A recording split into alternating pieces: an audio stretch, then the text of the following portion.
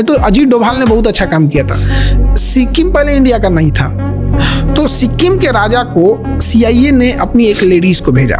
सिक्किम का राजा उस लेडीज से शादी कर लिया, तो अजीत डोभाल को भेजा गया था सिक्किम में। तो अजीत डोभाल ने क्या किया कि लोकल न्यूज़पेपर को फंडिंग दिया रॉ के थ्रू, और न्यूज़ के माध्यम से और स्टूडेंट लीडर्स के माध्यम से जनता को खिलाफ कर दिया राजा से। और अजीत डोभाल ने राजा को कन्विंस कर लिया कि आप चुनाव करा लीजिए, आप ही जीतेंगे। लेकिन पूरा नीचे का खेल खराब किए थे Ajit Doval, A to Z Sikkim में। सिक्किम हमारा देश का हिस्सा नहीं था, सिक्किम अलग था वहाँ पे।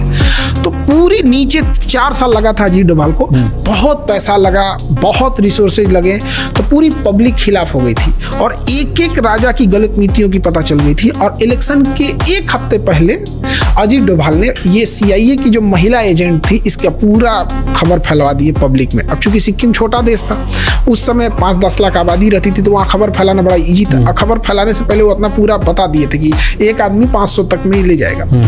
और जब ये हो गया, 1 हफ्ता पहले वहाँ के लोगों को पता चला मेरा राजा CIA की एजेंट से फंसा हुआ है, उन्होंने अपोजिशन में वोट डाल दिया, राजा चला गया। और राजा अजीत डोभाल को खोज रहा था, तुमने बोला था हम जीत जाएंगे, हरवा दिया यहाँ पे, तो कहेंगे इसको सॉरी हम क्या करें यहाँ पे। और CIA की एजेंट को गाली पड़ा कि तुम क्या कर रही थी, वो इलेक्शन हार गया। अब अजीत डोभाल क्या किए, जो सरकार को जिताए थे उस सरकार को कन्विंस करके उनके संसद से विधेयक पास कर दिए कि 16 मई 1975 को सिक्किम भारत का अंग बन गया।